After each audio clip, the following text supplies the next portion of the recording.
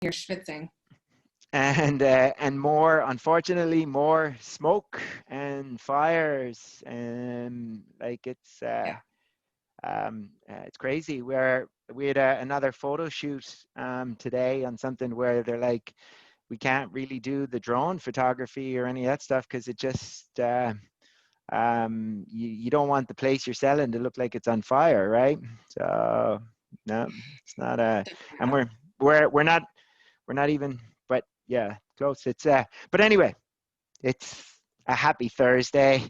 There is craziness in the world. There's craziness all around, but we're here to talk about, give a good market update this week, and also kind of talk about some stuff that we're kind of coming up with, whether or not to extend and remodel your property, or whether or not to actually sell and just buy a bigger property. So we'll get into all that. Any updates from the lending world, Sean? What can you tell us? Just a couple. Who's that guy behind you, by the way? It's a Sean on a Sean. Is that your twin? Creepy Your guy in the back, always staring. I should move that eventually. No, so lending world. So just a couple things to touch on. If anyone's using forbearance still and you do not need it, stop using it. It will complicate your refinance completely unnecessarily. Actually a few of the jumbo banks are like, if you're in forbearance, you need to be current for 6 months before you can apply for a refinance. So not only do you have to have paid back what you owed prior, remove your forbearance, you also need to have 6 months after that. So you're basically 9 months away from having like a clean, or I guess you're 6 months away if you did all that today. So wow. You don't need forbearance, don't deal with it anymore. That was one thing. And then maybe this is something we'll talk about too, but when we talked about what happens if it doesn't appraise, I've seen specific language now in 3 contracts that I think is the reason that the appraiser brought it in lower, because of the only appraisals I've had not come in at the sales price. So if you're trying to be really strategic about how you write your offer, be strategic about being strategic. So, you So what explain. kind of language? So Yeah. I'll give you an example. So here's one example. This is from this morning. So I have a client they made an offer, got a seller counteroffer. Seller counteroffer listed a hot tub, a gazebo, all this personal property that was included in the sales price, and a line item below that said these items are not included in the sales price. So the buyers sign it. We get into contract. I look at this and go, you cannot include personal property in the sales price of the home. So they did an addendum just saying these things are no longer included, but the price remains the same. The appraisal came in about $15,000 lower than our sales price, which coincidentally is about the value of the personal items included. So, and there was no way to get away from that because we have to provide the chain of events, right? So I can't have seller counteroffer 1 not in there because that throws off the numbers. Once you write it, there's no coming back. Or actually, I guess you could have, right? If that was written that way, the listing agent could have pulled the DocuSign back, redone it before it was accepted, right? Like, what do you do in that situation? Well, we don't. Yeah, we never run into that, Sean. we don't. That issue hasn't come up we actually have just recently completed a sale where there was that type of scenario. The easiest way to deal with it is to have an addendum that is, just one of your kind of addendums out there. Whereas it's not the string of counters going back and forth. Got it. Yeah. So that's one example. And then another one was we offered it 1.2. The language was if it appraises for over $1,180,000, the price will be 1.2. If it appraises for under $1,180,000, the price will be $1,180,000. The appraiser appraised it for $1,180,000. And I was like, well, now what? Because it wasn't an and or. It was just, and then my logic to that is appraiser is supposed to be a neutral third party. They appraised it for more than $1,180,000 with the way it was worded. That's in favor of the seller. If they appraise it for under $1,180,000, that would have been in favor of the buyer. They had to split the middle. And because we gave them, or the contract gave them that direction, I feel like, and again, this is an assumption, but I feel like they were put into a rock and a hard place because they have to be neutral. And the last one was something similar to that. But interesting. And that is a clause that is on the, when you have an appraisal contingency, it gets written in, and the appraiser, as part of their process to inspect the property, have to be given a copy of the purchase agreement to review and everything. So again, what was the reasoning for the window right there? Because it's a fairly tight window on where they were just trying to push it beyond the window a little bit. Was that the thought process? I think so. They had an all cash offer to $1,180,000. Our client was putting 10% down, so we went 20,000 over the cash offer to get accepted. And I think, you know, buyers are nervous. They don't want to overpay for a property. Where's it going to comp out at? And again, I really don't have appraisal issues with the value being the purchase price being supported, except for these cases where we're putting in this very specific language. And I'm just thinking that from the appraiser's perspective, are we putting them in a place where it's like, shoot, now that I've seen this, I can't unsee it, and I have to do this appraisal differently than I would have if that verbiage wasn't there. Mhm. And the appraiser is contracted, they work for the bank, and they have to protect the bank. So Right. if there's language in there that says, hey, you know, the bank is not in a good position if I go this direction, they're always going to choose the position that's going to put their client, even though the buyer pays the appraiser, the client is actually the bank, and they're going to make sure that that client is protected. So And for us, I mean, most of it is like outside of this very specific language, zero issues on appraisals whatsoever. And that's what I'm going, is this why this is happening? And like I've had appraisals come in higher than our sales price, which is great. And you know, if the bank's the client, there's no need for them to do that. But if it's justified, it's justified. So I think while the bank is the client of the appraiser, they still have a due diligence to provide an accurate value. Yeah. And I've just seen these couple of cases where the contract has maybe put them in a tough spot.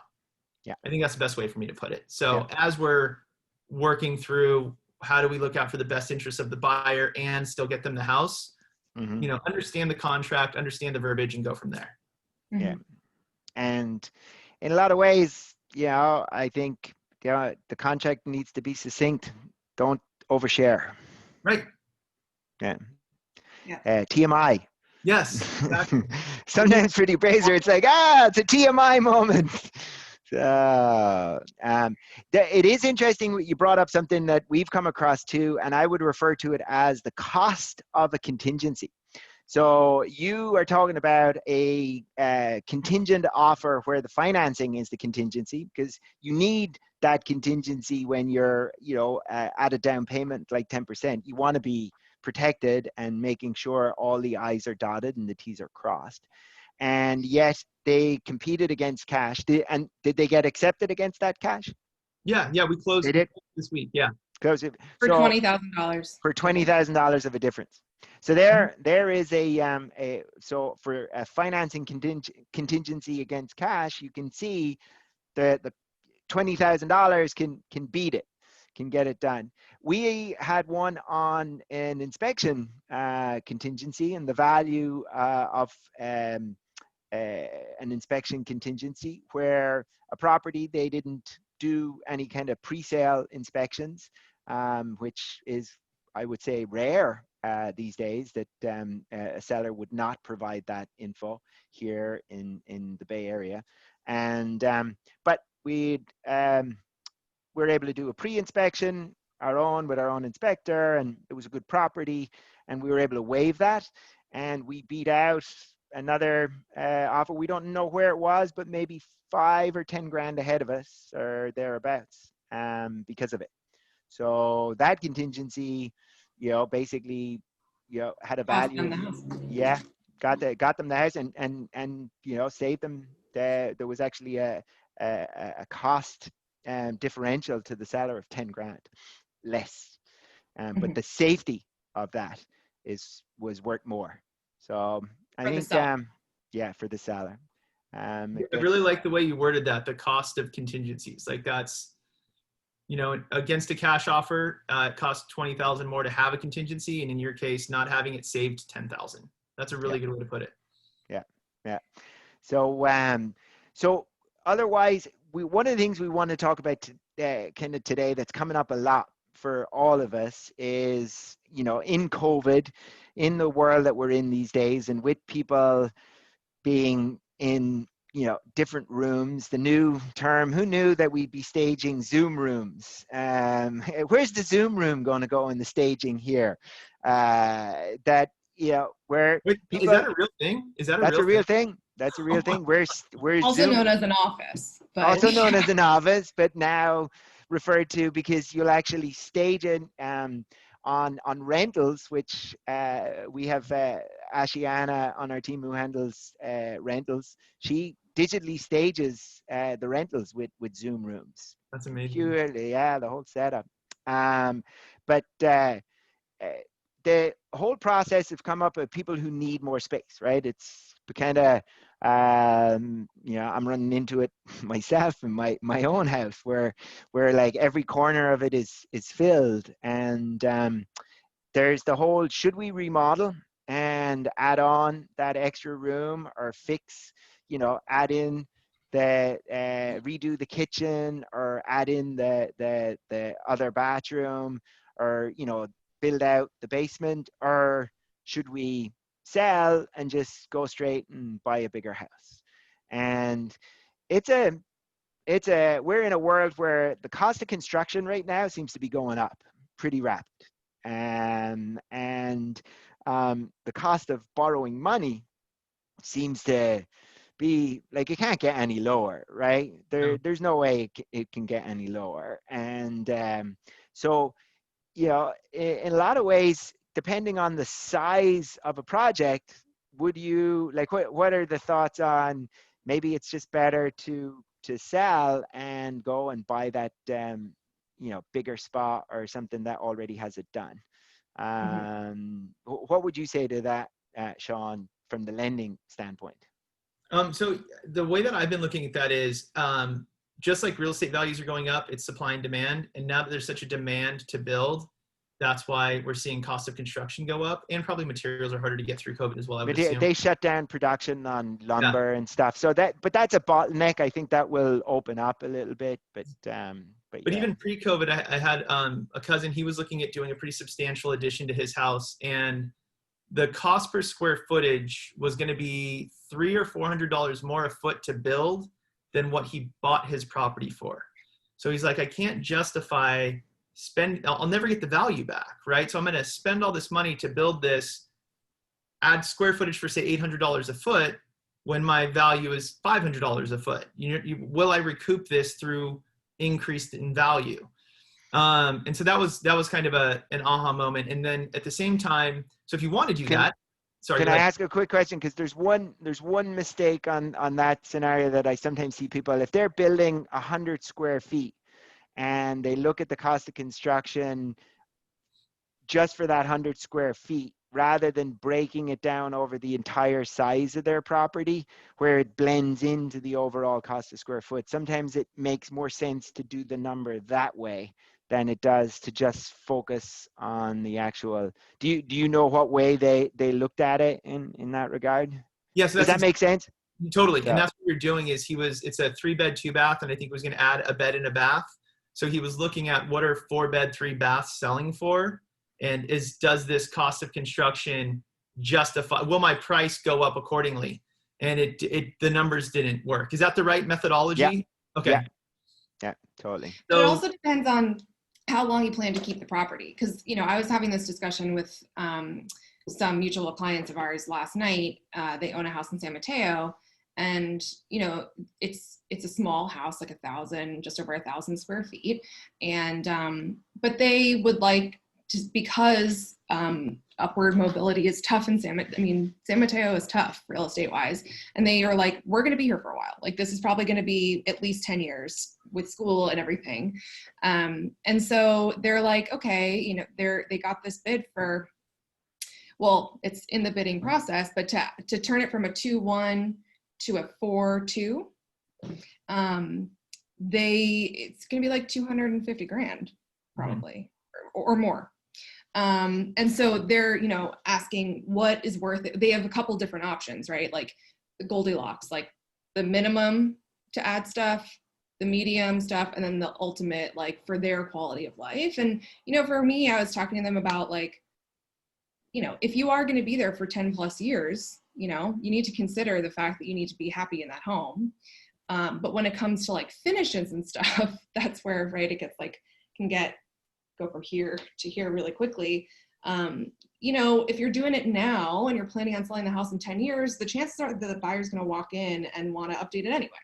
Like from the because it's 10 years old. We just saw that in a property recently where they talked about how dated it was. We thought it was pretty good, but it was done in the 90s. But it's so subjective, right? And you can't know what a buyer's going to like or not like. And so, but what I was focusing on is like the logistical layout of the property and making sure it's functional, and like, you know, not adding space that's kind of like, you know, square footage that doesn't do anything, kind of just like extending a dining room a little bit. Like how much is that, you know, 45 square feet actually costing you? But, you know, making sure that it's a like objectively preferable layout, I think is really important, rather than like focusing on the minutia of the countertops and stuff.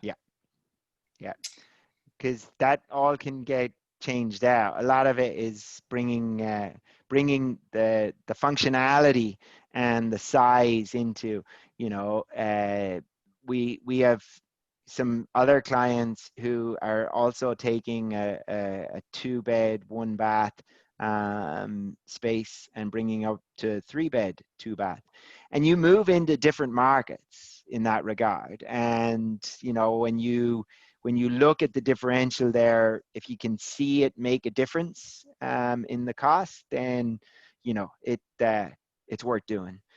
But in general, for us, if you're short, like if you're 5 years or less, we kind of look at it and say, okay, value wise, let's look at the cost.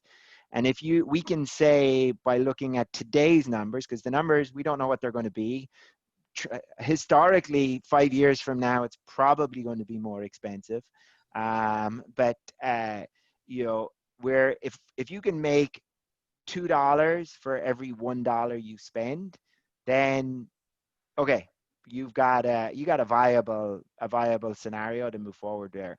If you're making a buck for each buck that you spend, it's like, is this long term? Are you going to be there 10 years? Like, are you going to get, because that's where you'll eventually get the return, but you're not going to get it. You're not going to get it immediately. So you have to get the enjoyment of use and the practicality of use. So let's say we're not going to get the return, like your cousin, who's, you know, basically it's like, wow, it's actually going to be more expensive nearly for him to do that. So then you look into selling and buying something. What options, lending wise, are available to us for that strategy, Sean? Yeah, that's a good, so it's really common. We just call that, I guess, a move up buyer. And ideally, it depends on what you're comfortable with. So ideal situation, I think, is a lot of people want to buy and then they want to sell, right? I don't want to have any variables. I just want to get to my new place and then I'll sell this one. And that doesn't always work, because when you're doing that, we have to qualify with both mortgages. So we have to make sure that you have enough income to qualify for effectively 2 homes. And then at the same time, you have to have the ability to use money for a down payment on a higher priced home. So the question becomes, well, how do I access my equity in this one? And the fastest, easiest answer is a bridge loan. A bridge loan is basically a loan that helps you get from this house to that house by way of accessing your equity. It's expensive money because it's very short term. So banks don't make money in interest. It's a long-term investment, right? A 30-year mortgage, that's 360 months of interest. That's what they're in it for. When you want to borrow money for 3 months, they lose money on that. So bridge loans typically are higher interest rates and they will have points included up front. And it's kind of like everything else we're talking, it's opportunity cost. Is this cost justified for what I want to do? Is this going to be a worthwhile expense, even though it is more expensive money? So that's the most obvious way, I think, or the most suggested way, I think. It's not my favorite way. What I'll try to do is, how do I put this? Okay, so let's just say that somebody had the idea of fixing up their home, right? San Mateo clients want to. Well, that's what we're talking about. We're looking at, Yeah. hey, should I build or should I go? Yeah. So if you have, so you go to the bank, credit union, you say, hey, I need an equity line for $250,000 against my home. Because I'm gonna add a bedroom and a bathroom. And they say, okay, great. You have the equity. We've done the appraisal. Here's your line. You typically have to take what they call a draw. So say you take $50,000 initially to get the equity line going, but then you're only paying interest on the money you've currently borrowed. So you can pay that right back and you have a zero balance and no payment because you haven't borrowed any money. So you just have this access to your equity of your home set up. So you set up the equity line with the intention of doing a remodel. And then you go through everything we've just talked about and you go, I don't know if I'm going to recoup my cost. I'm better off buying something else. Well, that money's sitting there waiting for you to use it. We can easily, immediately take that money, that $250,000, and use that for a down payment on your new house. Now, we still have to qualify for all the mortgages, including that equity line, but that easily avoids a bridge loan. So if you kind of started there and then move over, that's fine. Now, if you went to a bank and said, hey, I want to get an equity line on my house because I'm going to buy another one, they're going to say, oh, sorry, if you're selling this, they won't do it. Or it's an investment property now because my intention is to move to a different property. They won't do those equity lines. That's where the bridge loan becomes necessary. Because it has to be principal residence. It has to be owner occupied. Right. So banks want to make money on interest. So if you go to them and say, hey, I need an equity line, I need $250,000 as a down payment for this new house. And as soon as I get that, don't worry, there's no risk to you, bank, because I'm going to pay that thing off in 3 months. They're like, no risk to us at all because we're not going to do it because we're not interested. So, and you're like, well, wait, why? Right? Where's the logic? But they're in it to make money. I mean, banks want to make money. And so, there's opportunity costs for the bank. They're going to be using personnel to put the loan together. Those personnel could be doing the exact same work over the exact same period of time on a 30-year loan, which, right.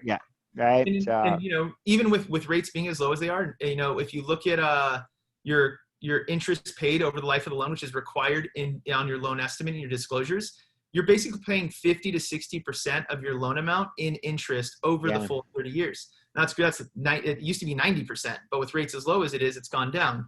So the third option, so we have the bridge loan, we have the equity line that I set up with the intention of doing a remodel, got the bids, too expensive, don't want to do that anymore, but I have that money already available. So that's option 2. And then option 3 is doing less money down. And this is probably the most common one that I see. It is limited in price. We can basically get to about 1.4 million. But what we'll do is put 10% down in this example using readily available funds. So, and just to clarify, that's 1.4 million in borrowed money. Purchase price. Okay. Purchase price, yeah, roughly 1.4 with 10% down. So basically, I'm going to leverage a 401k loan as a short-term solution. I'm going to leverage stocks. I'm going to leverage my savings, knowing that when I sell my house, I can pay off the 401k loan. I'll get my money back to replenish the funds I used. And that's really the most common way we go, assuming someone can qualify carrying both mortgages. Those are really the 3 ways to do it. So, and again, the equity line has to have been in place prior. You're not going to get an equity line to buy a new house. What about the fourth way where we're like, hey, I'm going to go move into mom and dad's basement and rent out our place, and we have a bona fide lease that we give you. A lot of times that will negate the debt, right? Doesn't that method kind of open up the kind of the lending opportunities as far as the amount that they can borrow for the purchase? Or does that old rule of you need a history of being a landlord still exist, or not with all lenders? No, good point. So it varies. Some of them want you to have a 2-year history of being a landlord to use rental income to qualify. So basically what we're saying is, I have a mortgage of $3,000 on this house. We're going to go live with mom and dad. We're going to rent out our house for $4,000. Now that mortgage is offset by this new lease. So we're using rental income for qualifying purposes. Some banks do want you to have a 2-year history of being a landlord. Others don't. On conventional loans, all you need to accomplish that is an executed lease, meaning Sean Herrero is renting to Eddie, and that's it. Both people signed and agreed. And that is good enough documentation to let the banks know that that is in fact happening.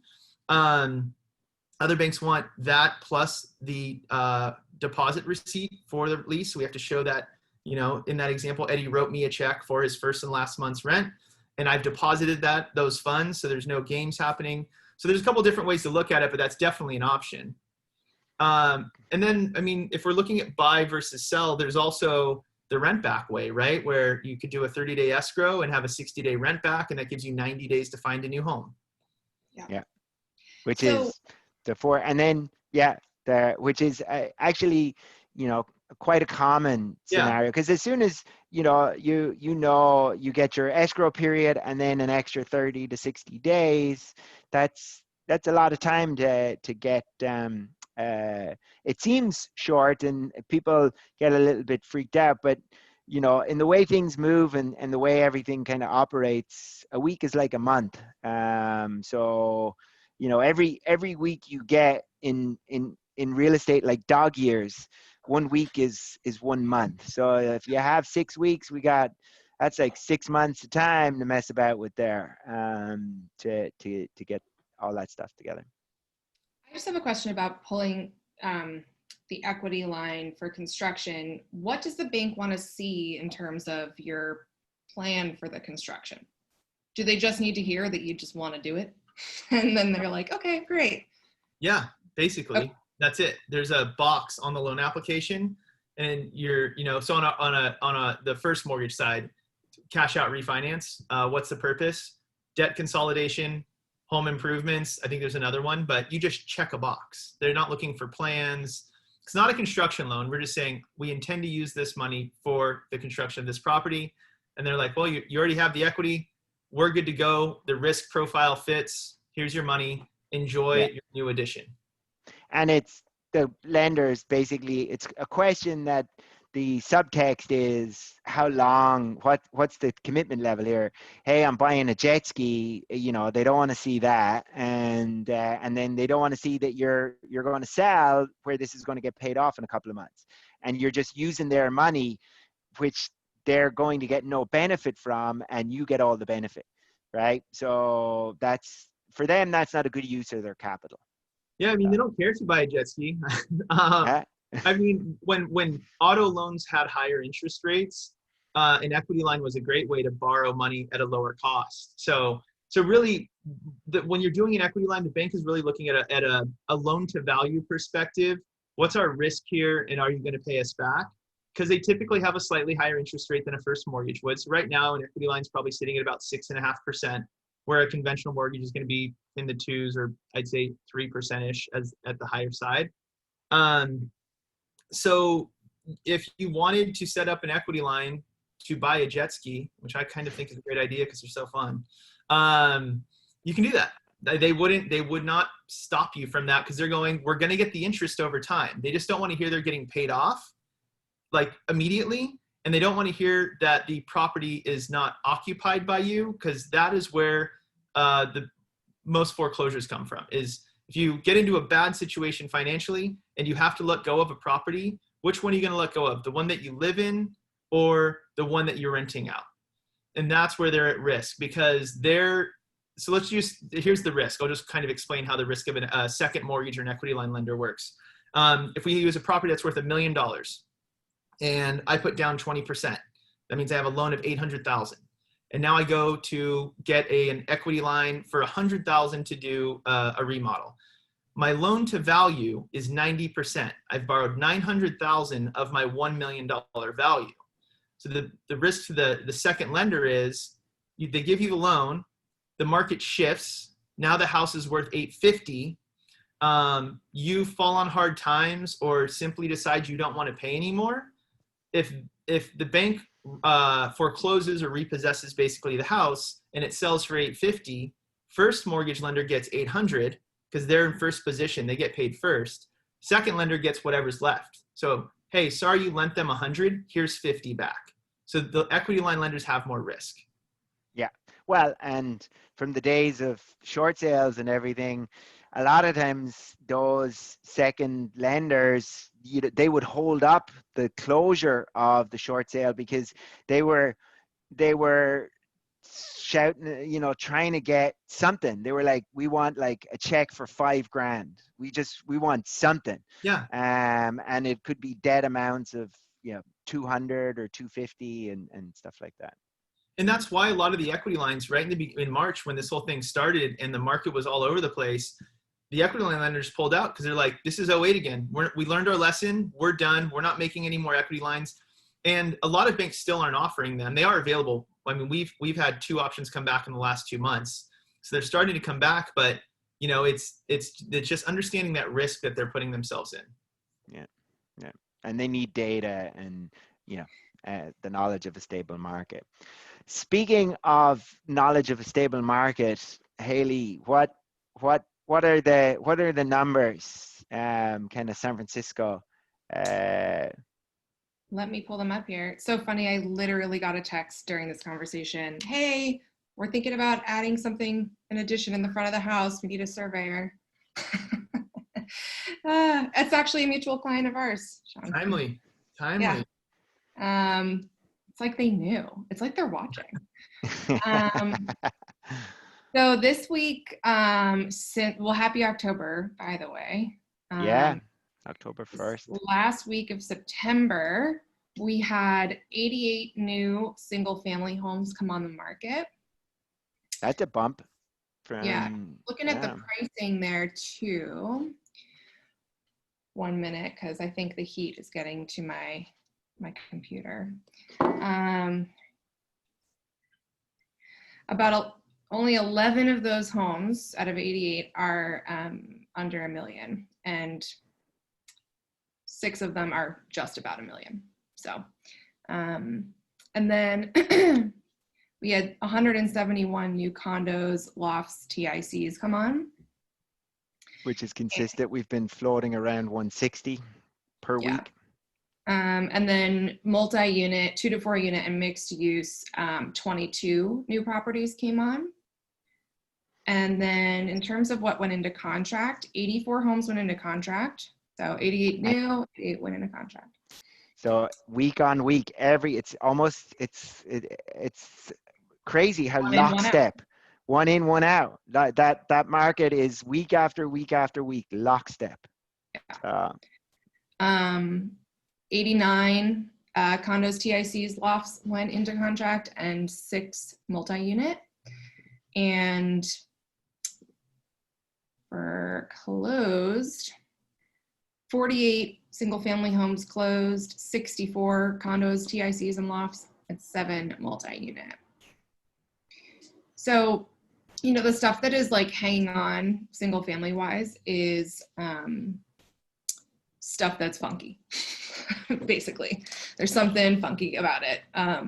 Whether that's, I'm thinking a particular couple in Sunnyside here that I've seen that have been on for a month or 2 that really do have like funky layouts, illegal space that doesn't really make sense. But otherwise, single family homes are flying off the shelf. Flying off the shelf. But it's the condo market's kind of actually starting to really demand, where we were, a third of what was coming in the door was going out. So we were kind of, we weren't lockstep, kind of wobbly on, but that demand really has started to come up. Like the same number is coming in, but we're steadily rising on what's going out the door on a weekly basis. And we're kind of at a point where more than half. So we've gone from being a third going out the door to more than half going out the door on a weekly basis now. But on a total basis, active property wise, there are 433 active single families total in the city, 1,100 condos. And that's just condos, 141 TICs. And then multi-unit, 123 2 units. That's a lot of 2 units. It's a lot of 2 units. 52 3 units, 29 4 units. So when it comes to condos, I mean, I think that there's also, though, I will say, like, a little bit of a misunderstanding of how dramatic the condo market is right now, because I'm getting a lot of inquiries from people who are renting and thinking about buying, and they're watching the rental prices drop, and, you know, kind of getting an idea that you might be able to get like a 2-bedroom, 2-bath condo with parking in a desirable neighborhood that you want for less than $1 million. And that's not necessarily the easiest thing to find still. I mean, things aren't plummeting. Like, so there's a little bit of a hopeful attitude on the buyer side towards condos of, like, they're just going to drop and I'm going to be able to, like, buy this huge thing. And really it is still, like, the pricing is still competitive. Well, and I think it's the disconnect from when things get this way for the condo market, and just real estate in general, the basic driver of real estate, which is location, right? Location. And when that becomes so much more important from the buyer standpoint, that you'll see those properties kind of maintain a certain level where there might be a slip, and then the weaker the location is where, you know, the drop is bigger. And that's really where the opportunity is. And I think the disconnect on the buyer side is the buyer wants what's happening in the weaker location to be mirrored in the top location. And you know, it doesn't, there's always going to be that discrepancy, because the one thing that doesn't go away when confidence kind of floats out of the market is location, because that's the one part of real estate you can't shift around. The financing, you can't paint it and make it look better or put in bigger windows to make it brighter. It is like the location of it is where it is always going to be. So that is, and that's kind of, you know, realizing opportunity can be in the spot where, you know, the weakness has shown up. And I mean, I guess just COVID wise, though, the issue that's coming up is that in the maybe less ideal locations that were ideal pre-COVID for a lot of people because of transportation or proximity to their office, you know, that's, or proximity to, like, cool restaurants, cultural stuff, like all the cool urban living.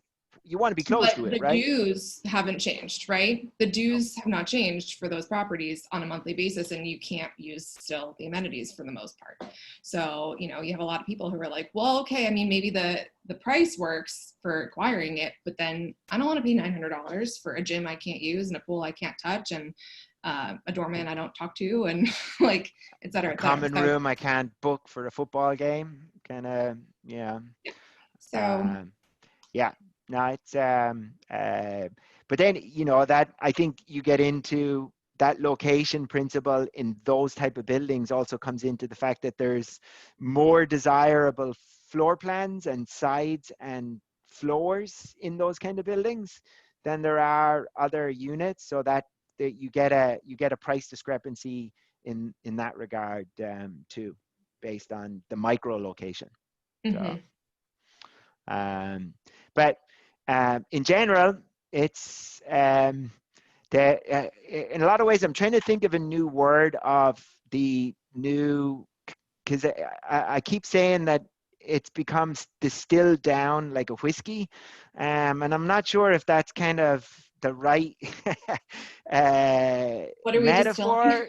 But with the way the market is now, like with the efficiencies of open houses gone, with the efficiencies of broker tours gone, there's no looky loos. People who talk about, oh, we love open houses, we go every weekend to check out open houses. They don't have they're not filling out property entry advisory disclosures. They're not showing up. So like really, when we're showing property, the amount of people, we went from showing 100 different groups of people a property on a weekend to probably showing 10 to 15 groups of people a property. But the difference is these are all pre-qualified, in the market, looking kind of buyers. And it with the amount of inventory, it's slowing down the movement in the condo market, but in the single family home market, it's lockstep. So, one last question. I've heard some stuff, Sean, in regards to lending on multi-units, like 2 to 4 units with, rents kind of dropping, with vacancy rates kind of rising, and with, tenants who are on payment plans or non-payment of rent, and then eviction moratoriums. How are lenders reacting to that? I haven't heard anything about that. And really, for me, most of the multi-unit properties I lend on are in that conventional kind of Fannie Freddie space. There's not a lot of probably for that reason. A lot of the jumbo banks aren't super excited about using forecasted rents for qualifying. But basically, if you're buying a 2-unit property, you're going to occupy 1. You can use the forecasted rent that the appraiser would provide to qualify to help offset that mortgage. Even if the other units are vacant, you can use that for as long. And then, what is the conventional high balance conventional loan amount for say a 4-unit? Because it's quite high. It's what is it, 1.3? Oh man, I knew you were gonna ask that. Got you. I don't. It is. I think it is about 1.2 or 1.3. So 1 unit 765. Two units is just under $1 million, I believe. 3 units ups to 1.1 or 1.2, and then 4 units is, I believe, 1.3. I will get back to you on that. I knew it. I knew it was coming. I'm like. I won't even. I'm not going to look it up now because looking at my fingers trying to find it, and the tapping noise is drive everyone crazy. But I think. Go ahead. Sorry. No, go ahead. I was just going to ask Sean. Has anything? Have you run into any issues like for insurance or anything given the fires lately? That's a good conversation. I have not run into issues yet. 4 units is 1.472, $550. 1.425. That's a big loan balance. Yeah. So if you're going into with a 20-25% down payment, that's a 1.718 purchase. So. And you do have to have. They want 25% down. They want 25%. Yeah. So I feel better now. So so insurance is a big one. A friend of mine just bought a house in a country club, contingencies waived, everything. And he was over the other day talking about this. He's like, it's just homeowners insurance. It's never been a big deal. He had a shake roof on the house, couldn't get insurance. And everyone's like, you get a new roof, we'll give you insurance. He finally found a place that said they would do it, but I think it's $5,000 a month.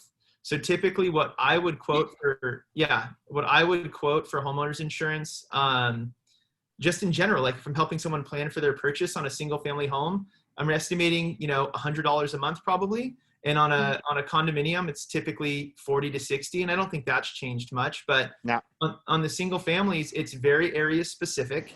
And if your house is more likely to catch fire, it's going to be more expensive. So it's become harder for me to estimate. And some AAA is an example. I live in the city of Danville. AAA will not insure in Danville currently due to fires. So that is a big thing that's happening right now, just considering our entire Northern California has caught fire. And maybe next year will be better. I don't know what's left not to burn. So.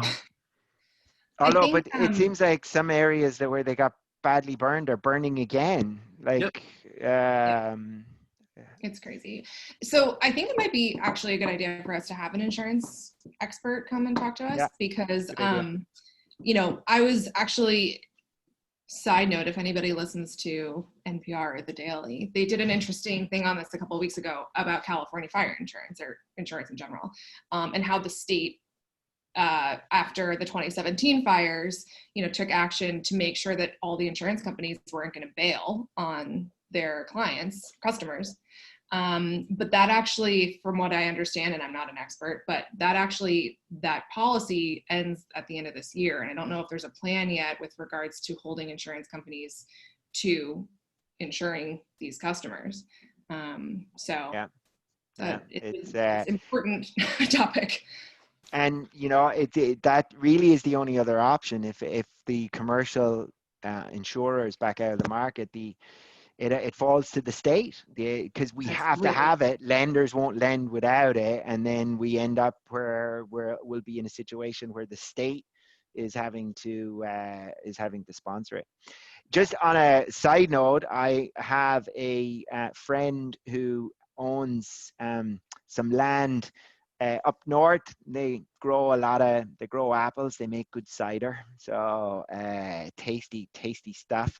And they were in the market for like a backhoe or like a bobcat or a tractor, and you cannot buy a bobcat in the state of California because PG&E has basically purchased every single one that's available in an effort for digging fire trenches to keep Oh, wow. away from Yeah. power. Wow. I hope you wanted a discount next year after they're done trenching everything. Yeah, it'll be great time. Well, hopefully, no more fire. Yeah, so just hang in there for a year to get a deal on your used Bobcat. Well, how do we find you, Sean? We can see your email address is always in your nameplate there. So we can shoot you an email and then we can find you. You're all over the web, right? Yeah. For good reasons, not for bad Yeah. reasons. Yeah. Yeah. So email's right here, which I don't know how it happened, but I love it. So that's my email. Adventure Lender on Instagram is probably where I'm at most often. Not a big Facebook guy anymore due to the politic nonsense, so I'm not there much. YouTube, I like to do educational videos there, so I'm everywhere. Awesome. Awesome. And for us, Haley, where can people find us in the dark? Where's the switch? Elevationrealestate.com. You can search for Eddie O'Sullivan in the Elevation Real Estate YouTube channel to see these videos and other stuff that we have available. And you can tune into our podcast on our blog, which is on elevationrealestate.com. And we're Elevation SF on Instagram. And I've been touring some really cool stuff. So I'm posting my tours there, and yeah, which is really the way to see stuff now. It's we have to tune in to see Haley posting from whenever she gets into a property. It's like, hey, we have a chance to see something. Yeah, awesome. Cool. Thanks, guys. Looking forward to next week. It's been awesome. Yeah. Thank you, Sean. Thank you, Haley, and have an awesome week. See you next week. Cheers. Thanks again for having me. Talk to you soon.